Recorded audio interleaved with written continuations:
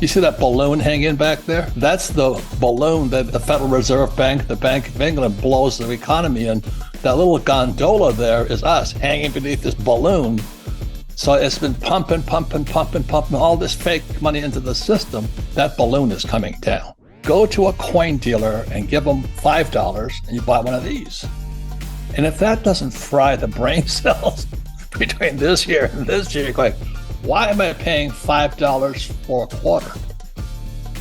And that's where it starts, Brian. You got to start doing something different. Well, Robert, you famously said the difference between a rich person and a poor person is their relationship with fear. And maybe that has something to do with that transformation. My rich dad had a rental apartments. He says, I want you to go collect rent. So, Brian, you want to talk about transformation? I'm a 10-year-old kid knocking on doors saying, your rent's due. The scientific term is called bullshit. I never heard such bullshit in my life. These guys had an excuse for everything. Well, you guys, you don't know. I'll have it next time. I can't. It's guys like you. You exploit the poor. I'm 10 years old. I'm just collecting the rent. I'm gonna go back to my rich dad. He says, "Did you learn something?" I went, "Oh my God!" And then I went home. I heard the same words, and that's when I transformed, Brian. I said, I'm not going to be like my parents. I love my parents. I had great mom, great dad. If you're raised by great moms and great dads, you got 99% of the battle. But the question is, what did they teach you? And what did they tell you education was? That's the question.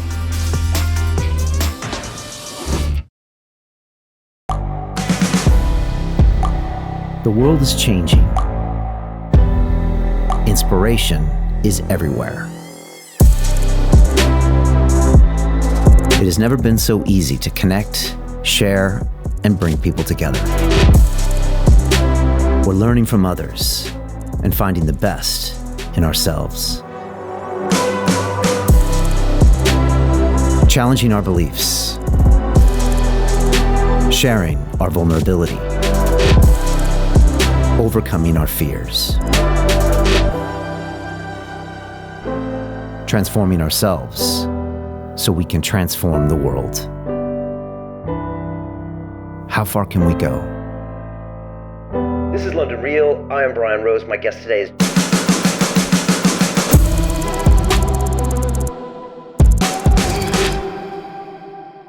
This is London Real. I am Brian Rose. My guest today is Robert Kiyosaki, the entrepreneur, investor, motivational speaker, financial expert, and author of the globally renowned bestseller, Rich Dad, Poor Dad, the #1 personal finance book of all time. Robert, you have dedicated your life to challenging the way tens of millions of people around the world think about money and investing. You have been outspoken in your belief that our education system is failing us and that much of what people believe has been designed to keep them ignorant and poor. For the past 12 months, you have warned us about the prospect of an economic crash that will be greater than anything we've ever known before, one that will leave people living in poverty. You believe that the Democrats are destroying America, the dollar is finished, and the middle classes are the ones who will suffer most in 2023.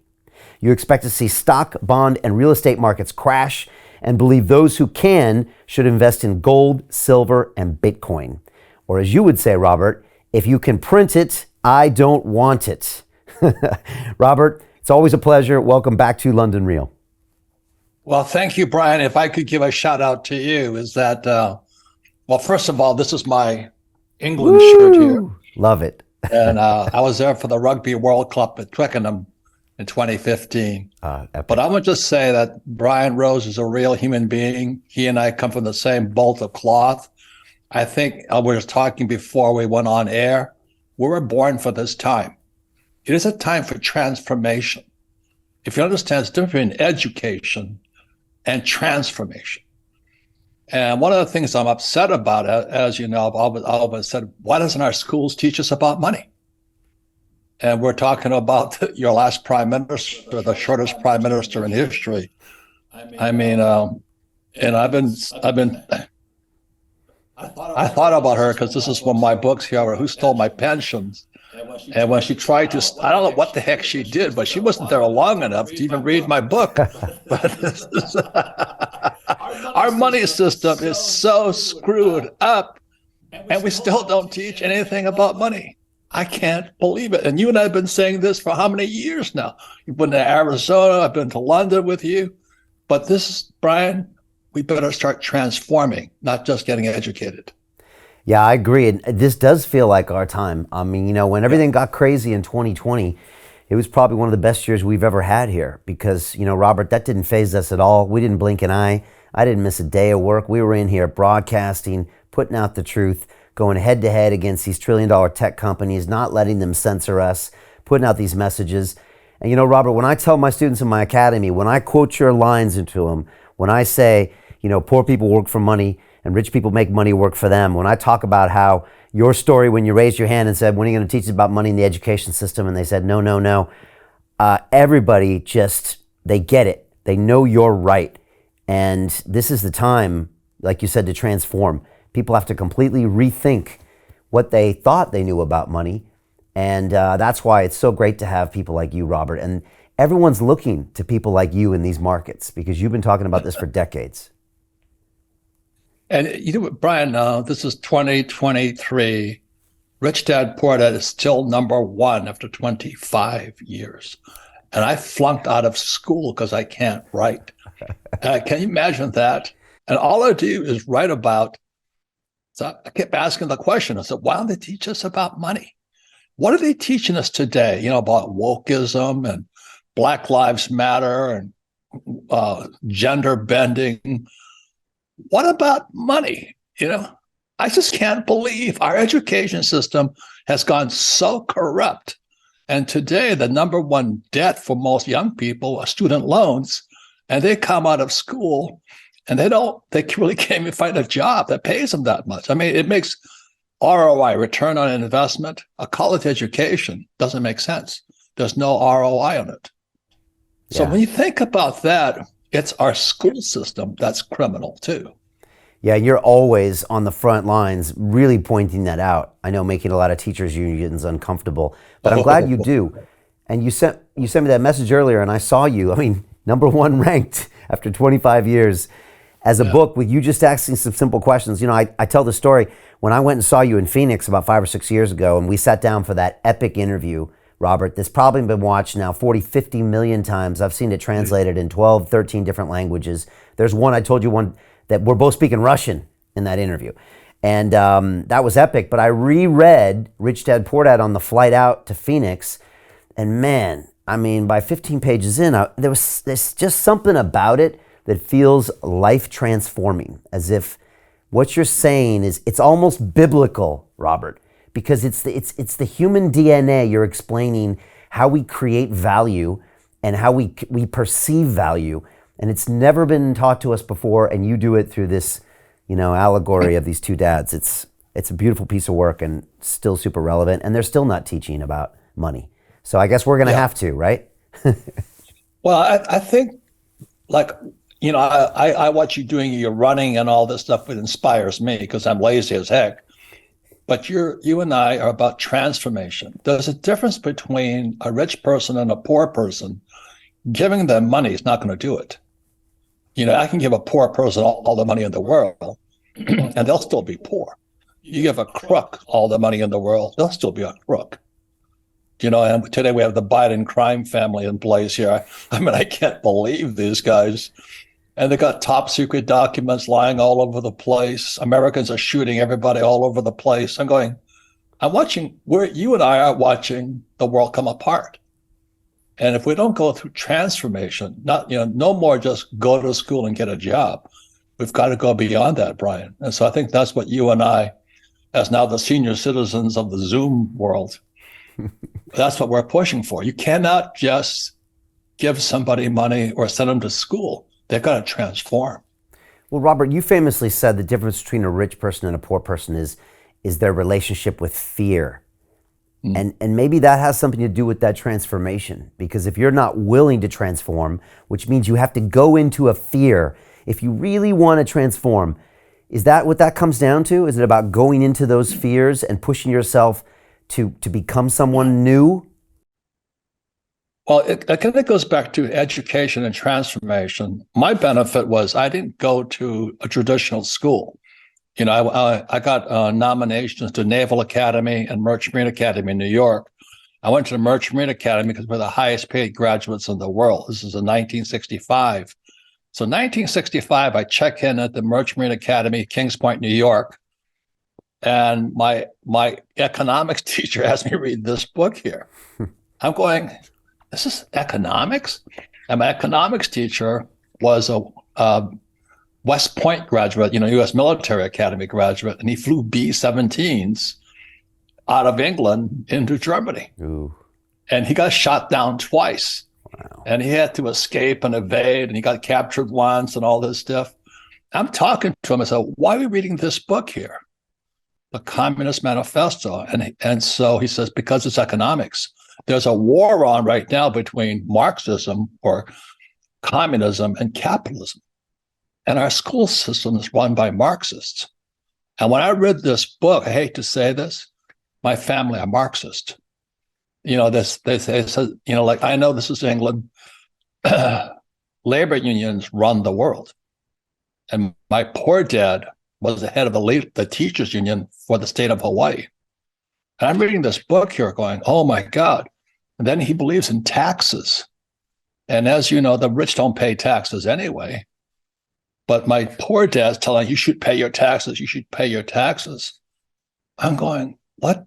And so I came back in 1965. I was a changed human being. I said, I'm not going to listen to my school teachers anymore because they're Marxists. So what I'm saying is blasphemy. And then in 2020, I came up with this book here, Who Stole My Pension? And Jolly England made a twitch because your pensions almost went bust a little while ago.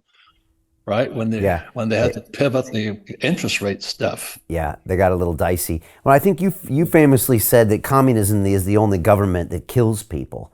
And so I think a lot of people, when they first hear you talking about communism and capitalism and money, they don't see how they're related, but they're highly related. And one thing the blockchain and the crypto space taught me is if you look at those Bitcoin maxis, and I don't love all the Bitcoin maxis, but I appreciate them because they say, look, if you really want freedom of speech, you have to have freedom of your money. And if we can have the freedom of the money, we can have freedom of speech. And then I had another guy named Yatsu of Animoca Brands who is big into the metaverse. And he says, if you don't own property, even your digital assets, if you don't own those, then you have no rights, which means you have no freedom of speech, which means you have nothing. So Robert, you've been saying this for a long time. It really does come down to this, doesn't it?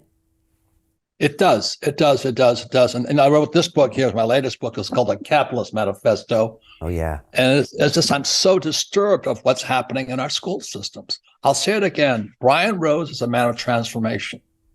We work for the same thing. You just don't take a poor person and give them money. You don't take a criminal, unless I go to politics, of course. But you know what I'm saying? We've got to start transforming. And maybe let me give you an example, okay? I was at, you had my friend Jim Rickards on, and he's one of the smartest guys I know. Oh, yeah. Love him. But this here is a U.S. quarter. And if you're going to study money, you have to know the history of money. So this is a 1964 quarter. The date's important because in 1964, President Johnson took the silver out of money. Okay. And so when you turn, so I was 17 years old in 1964. I remember looking at this quarter going, it's copper. How can they cheat us like this? And there's a law called Gresham's Law. And Gresham's Law states that when fake money comes into the system, good money goes into hiding. So I'm a kid, 17 years old. I'm looking at this quarter. This is fake money. And what I did, I used to go caddy, make a buck caddying golf clubs. I'd go to the bank and I'd pull out all the fake quarters with the copper, and I'd keep the real copper. And I stuff it in my bag. So by the time I went to school in New York in 65, I had a bag of real quarters and dimes and half dollars. When I came back from school I went away. I came back in 1965. my mother had spent my quarters. And I said, then I had this blinding transformation. This is true. Poor people don't know the difference between real money and fake money. And that's why we have the problem. So I'll tell you one more story. So I'm at Safeway at the salad bar over there. I'm kind of the salad bar guru now. See, a lot of Americans know we're in trouble. They know we're in trouble. So there's the Hispanics and blacks and whites. And they say, what do we do now? You know, I mean, what's happening? So I just happened to have this little quarter here. It says 1964. I said, this here is real money. And I held up $3 like this. I said, give me $3 and I'll give you this.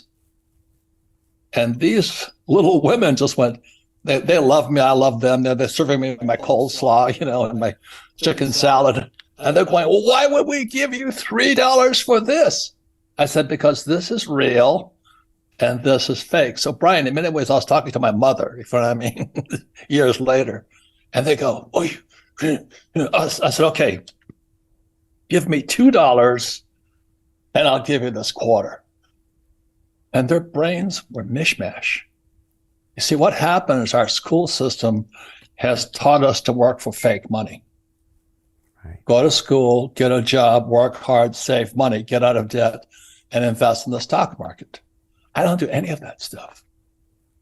And so they sat there, they still haven't got it.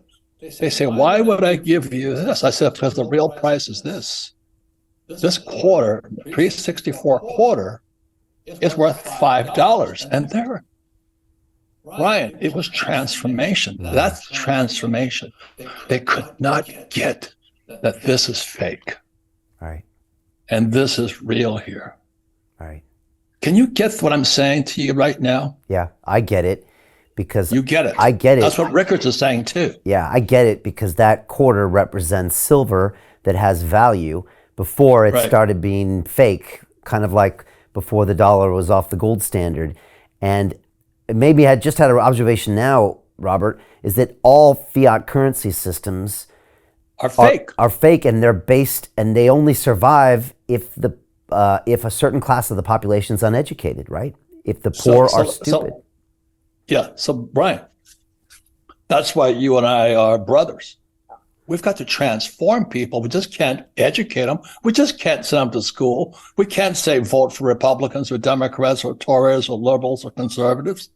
It's a matter of transformation that you've been ripped off by your government. And so after 65, when I read this book here, I was in Vietnam in 66. I'm a student on board a ship. And I saw communism at work. Brian, that was transformation again. I went, oh my God. I saw people killing people and all this. I'm going, oh my God. So what happened was in 69, I graduated from the Merchant Marine Academy. We're the highest paid graduates in the world. Starting pay for my classmates was $120,000 a year. That's amazing. So 1969, that was a lot of money. A lot of money. But I declined it. Because I said, I'm going to join the U.S. Marine Corps and go fight. Because I was so disturbed by what I read about this Communist Manifesto, which is why I wrote this book here, Capitalist Manifesto. And so in 1972, I'm flying in, I was a Marine helicopter pilot on an aircraft carrier. And we're fighting, the North Vietnamese were running south on us. And that exactly as you said, Brian, this is gold. In 71, President Nixon took this out of this. And what that allows, so we had more fake money.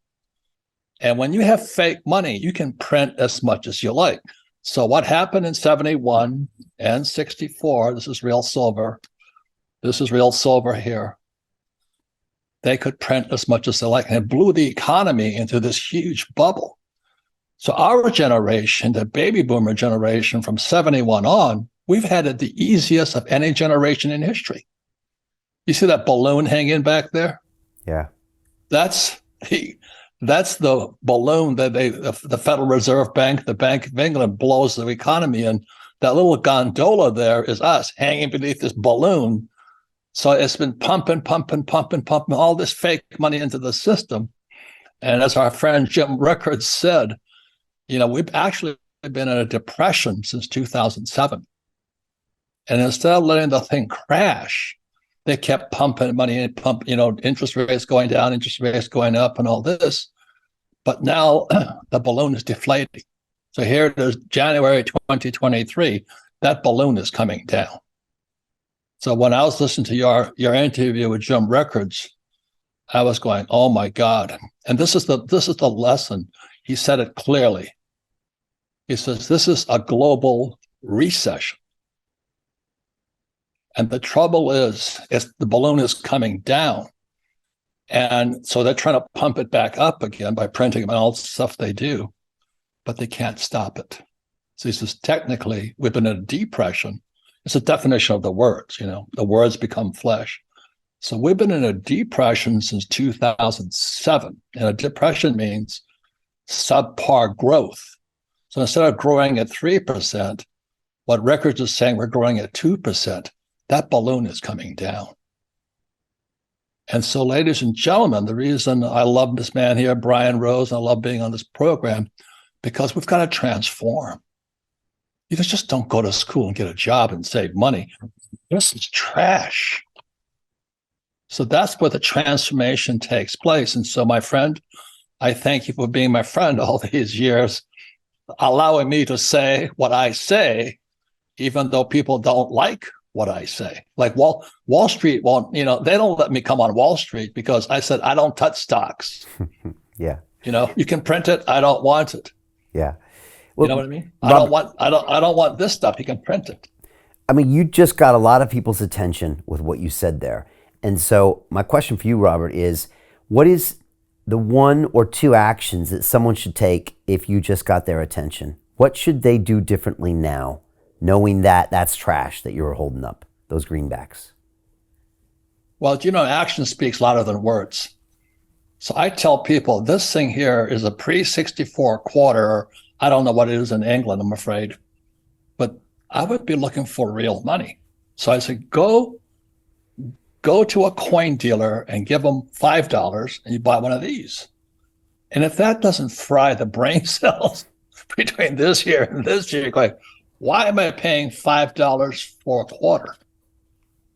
And that's where it starts, Brian. You got to start doing something different. And you say, I'm being cheated by my own government. And that's what happened for me in 65. Because I went to the academy in New York. I read this book here. I realize my parents are communists. They're good people. They believe in unions. They believe in paying taxes. They believe in all this stuff. I'm going, and they think they're rich or evil. I'm going, wait a minute. You guys are the evil ones. You're not teaching us anything. So that's where the story of Rich Dad, Poor Dad came out, back in 1997. I said, I've got to say something. So I wrote Rich Dad, Poor Dad, because it was my rich dad, my best friend's father, who was teaching me to be a capitalist. Don't depend on anybody. So I was just talking to a friend whose daughter is going in college, and all she wants is tenure. I just want to get a job with tenure. Oh, that's the worst. And she's going to teach our kids. I know, that's the worst. That's just the worst.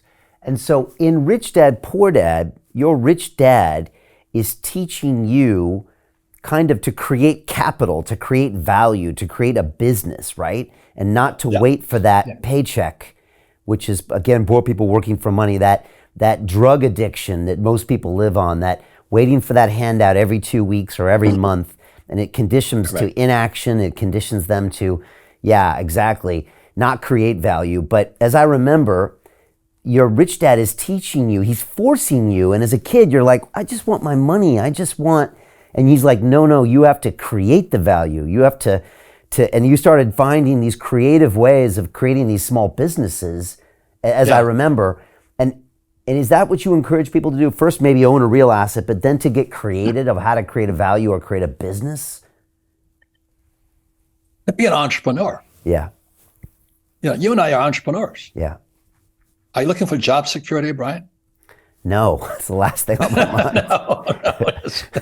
I haven't had a But job teachers are. in 12 years. Yeah, yeah. This concept of tenure sounds crazy to me. It sounds very communist. It's like, wait a second, that means I don't have to do anything and I'll have a job forever. It's like, but you need to create value every day. That's what we all need to be thinking about every day. This seems like the opposite of what we want to teach people, right? Correct. And that's why it's not about education, it's transformation, or be very careful who your teachers are. Yeah. Because just before I met my rich dad, I'm 7 years old now, and I'm going to Sunday school, the Hilo Methodist Church. And this young Sunday school teacher's trying to teach me something, and all I could think about is money. I was a little money kid as a little Me too. Before rich dad, she goes, okay, tell me this. Why were the three wise men wise? She's probably about 25 years old, And I raised my hand. I said, because they were rich. And she goes, wrong answer. She says, why do you say they were rich? I said, gold, frankincense, and myrrh. They were rich. She goes, that's not the answer. I said, well, why were they wise then? She says, because they sought the best teacher. Brian, that was transformational. And that's when I went in search of a rich dad. Wow. That's transformation, That is Brian. transformational. But I guess you both were right, because you saw them, they owned real assets, so that was good at least, right? No fiat currency they had on them. They had frankincense and myrrh, and then looking for good teachers. Yeah. Yep. But the thing that they're looking for, I'm not pumping religion. I believe in freedom of religion, freedom of speech, and who you sleep with is none of my business. But anyway, I said, I better start checking out my teachers. Transformation, Brian. Yeah. When you question who your teachers are, and a lot of it's our mother and father. Yeah. What did they teach us? Yeah. That's transformation. I remember in the book how even at 7 years old, the system was already ingrained in you. Even though I don't know if you've even had a job before, it was so foreign in your 7-year-old brain that you wouldn't get that payment, that you had to create value. And that's, now that I remember, fascinating, because what do they say? I don't know who discovered water, but it wasn't a fish. And so you're born into this system with those parents from education. So how would you know how to create value? You only know what everyone else knows, which is to wait for the paycheck. So even at 7, you had to kind of retrain your brain and transform yourself. Right. That's transformation, Brian. Yeah. Ask yourself this. Were you told, go to school, get a job, work hard, save money, pay taxes, get out of debt, and invest in the stock market? Yeah. That's what 99% of the people are taught. Yeah. You understand that when you can question what's going on between this year and this year, that's where transformation begins. And they look at your heart. You say, I don't want to do that. I love my mom. I love my mom and dad, but I don't want to be like them. It's a tough. But the thing that really changed it was, again, in Sunday school, not religious. I believe in a higher spirit and power and all this stuff, but I believe in freedom of religion, because when I started studying with my rich dad, my best friend's father, around 10, the deal I made with him was he would teach me about money, but I had to work for free. I went, what? And he says, because if I pay you, you think like an employee. I want you to think like an entrepreneur. And this is all transformational, because the transformation is going through these ear and that ear, just rattling back and forth. Yeah. Just like when I held up this here and I said, give me $5 for this. Yeah. And anyway, so he says, this is your first assignment, not your first assignment, one of my first assignments. My rich dad had rental apartments, rental houses, little Quonset huts, after World War II type stuff. He says, I want you to go collect rent. So, Brian, you want to talk about transformation? I'm a 10-year-old kid knocking on doors saying, your rent's due. Brian, the scientific term is called bullshit. I never heard such bullshit in my life. These guys had an excuse for everything. Well, you guys, you don't know. I'll have it next. I can't. It's guys like you. You guys, you take advantage of us. You exploit the poor. I'm 10 years old. I'm just collecting the rent, and I'm going, holy mackerel. So I go home. I'm gonna go back to my rich dad. He says, "Did you learn something?" I went, "Oh my God!" And then I went home. I heard the same words. The rich exploit people. You take advantage of people. All they care is about money. And that's when I transformed, Brian. Wow. I said, I'm not going to be like my parents. That's a tough one. Yeah. I love my parents. I had a great mom, great dad. If you're raised by great moms and great dads, you got 99% of the battle. Yeah. But the question is, what did they teach you? And what did they tell you education was? That's the question. And that education, the way they were teaching you, would ultimately lead to you being the one that rents something and not owns the asset. And you could see that going to collect that. It was a completely different mentality, lower energy, people might say, desperation, someone that will be living paycheck to paycheck the rest of their life by design because of their philosophy, not because of anything else, right? Yes. Right. And then they're taught that the rich are the greedy ones, they have all the assets, the da-da-da-da-da-da, and that's the narrative that allows the system to continue. Yeah. And you got to see that. And they go to school, they get a job, Right. look for tenure. And, it's like when this is a 1964 quarter. And when I showed those women behind the Safeway salad counter, I said, I only asked for $3. I didn't even ask for $5. It's worth $5. I said, give me $3. They couldn't get it. See, the transformation is going, what the hell am I doing? Well, you've been taught to work for fake money. Right. And you buy fake stocks and you fake bonds and everything's printed. And who controls the show then? Is Wall Street, the Treasury, and the government control your life. And you and I don't put up with that. That's why we're entrepreneurs. Yeah, and you wrote a lot about this in your book, Fake, as well, which you talked about when you were here in the studio. And so invest in real assets is step one for some people watching for the first time that are getting the red pill from you. Next is work for free, which is another way of saying become an entrepreneur and build something of value. That's the other thing people should do. Create something of value. But the most important thing is who your teachers. Right. When you had Jim Records on, he's a great teacher. Yeah. That is one smart dude. Very, very much. I have tremendous respect for Records. Yeah. He's my teacher. You're my teacher. So the best thing about this YouTube stuff, whatever, and Elon Musk shutting down Twitter, man, he was my teacher. Do you know what I mean? Yeah. All those communists in Silicon Valley. I mean, he took them on and said, all right, Elon, go get him, But we're sitting here, Brian, all of us, we're the biggest transformation in world history. But Ricketts is correct. We're in a global recession. And the Federal Reserve banks, the Bank of England, Bank of Japan, the Fed, they can't stop it. So we're already in a depression, technically. But this crash is coming so big. And that's why, I started this show. Look at what's happening in America today. I showed you this here. This is a Dirty Harry gun.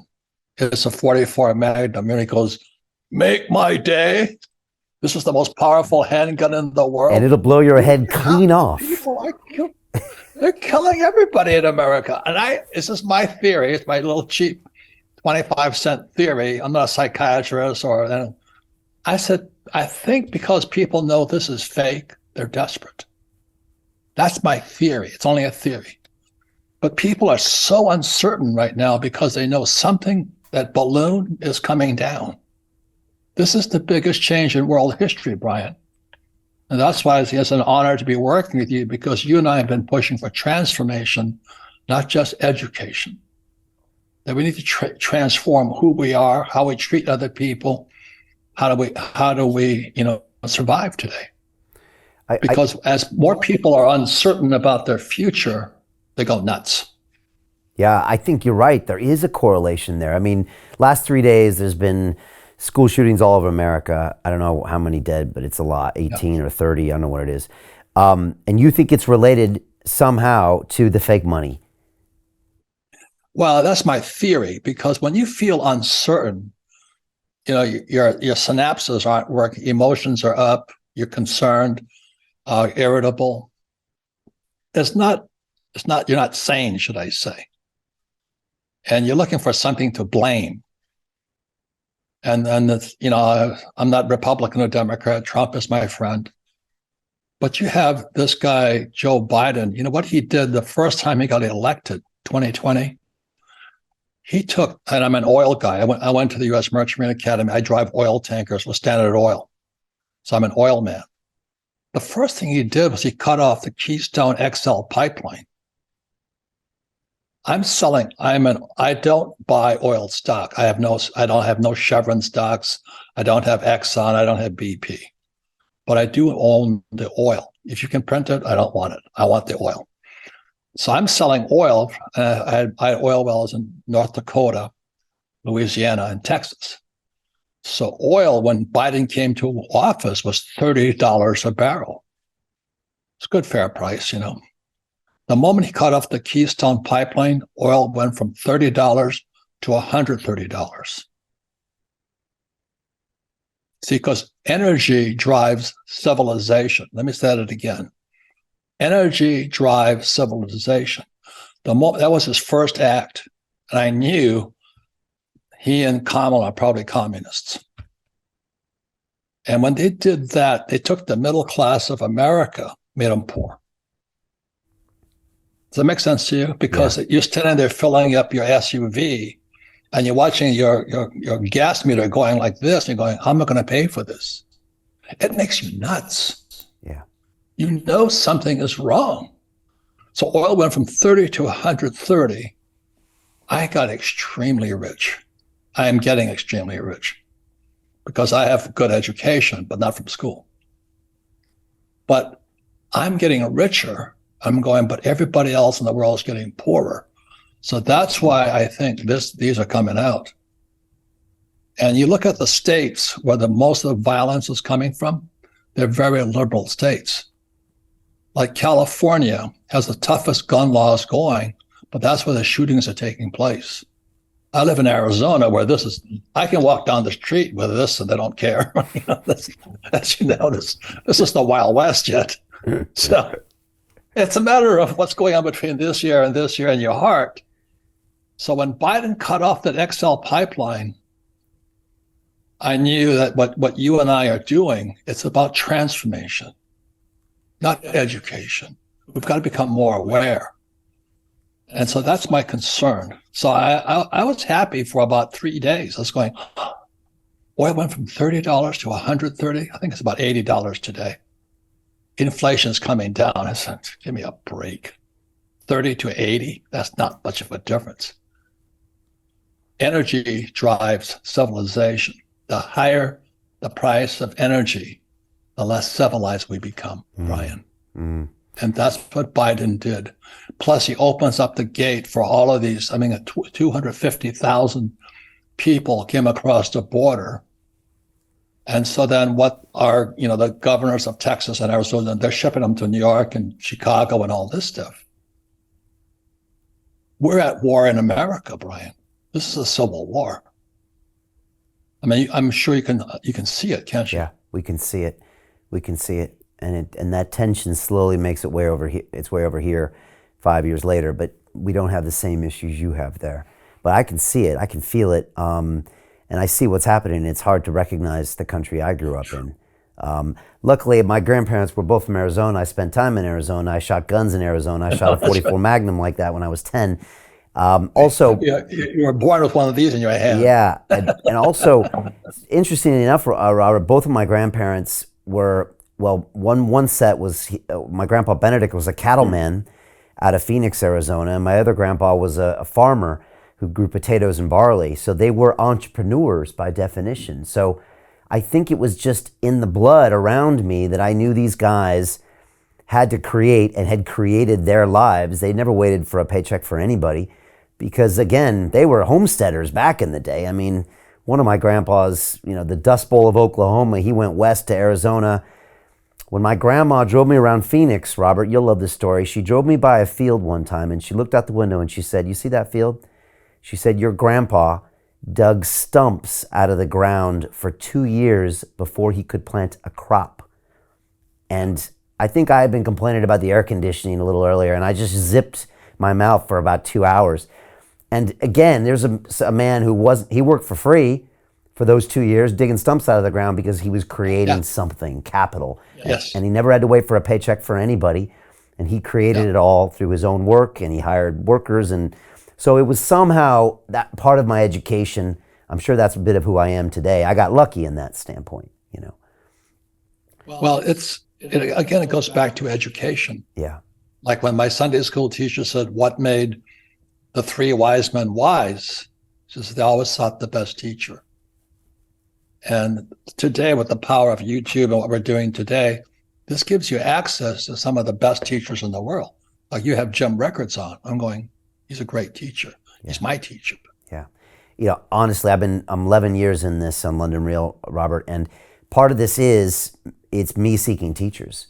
I have the best seat in the house. I always joke, if the cameras were off, I wouldn't care because I get the best education I've ever had in my life. And I went to some great schools. I spent 4 years at MIT studying mechanical engineering. It was great, but I'll take 4 years in this chair over that any day of the week because I get the best in the world.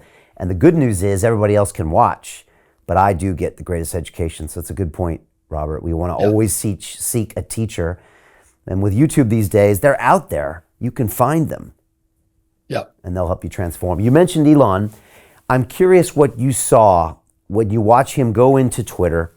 First of all, treat it like a business. So he sacks half the people, he's cutting costs, then exposing everything with the Twitter files. Some said he didn't buy a company, he bought a crime scene.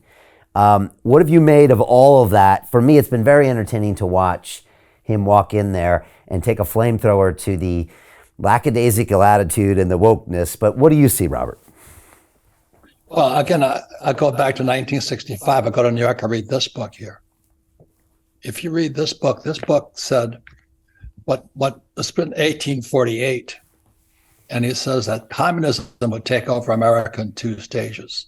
So stage 1 happened in 1930.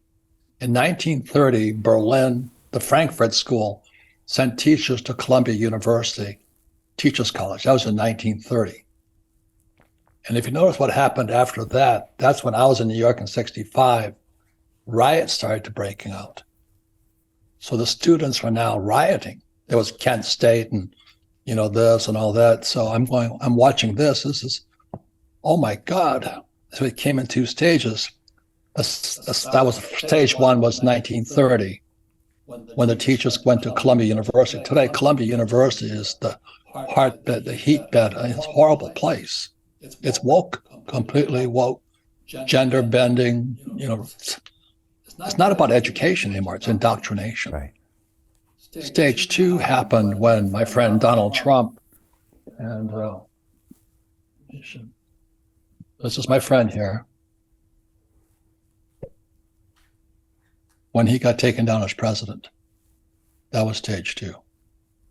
And then I knew what Marx had written in 1848 was now true in America. But you and I have been seeing it coming all these years. And so that's why I'll say this was transformation. Will you give me $5 for this? And they'll find out how bad their education is. When they don't know why they would give me $5 for this, their education's bad. It's flawed. Right. And so were you happy to see Elon do those things to Twitter? Well, I think, Brian, you and I are fighters.